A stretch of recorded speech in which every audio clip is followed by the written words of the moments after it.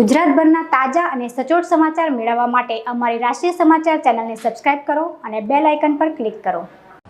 Varachha cooperative બેંકના board of મેનેજમેન્ટના chairman સહકારી અગ્રણી કાનજીભાઈ ભાલાળાને ₹11 લાખના પુરસ્કાર સાથે ઇફકો સહકારિતા બંધુ એવોર્ડ એનાયત થયો છે।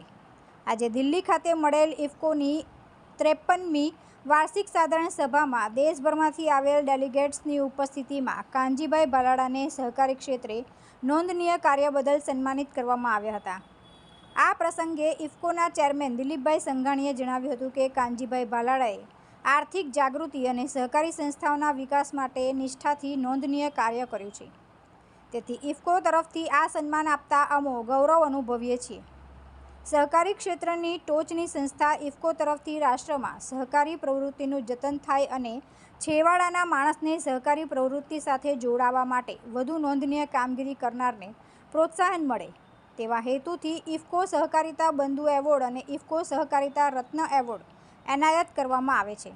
તેમાં વર્ષ 2022-23 માટેના ઇફકો સહકારિતા બંધુ એવોર્ડ માટે ગુજરાતના સહકારી અગ્રણી અને સામાજિક કાર્યકર એવા શ્રી કાનજીભાઈ ભાલાળાની પસંદગી કરવામાં આવી છે, જ્યારે સહકારિતા રત્ન એવોર્ડ યુપી સરકારમાં સહકારી મંત્રી JPS રાઠોડને આપવામાં આવેલ છે।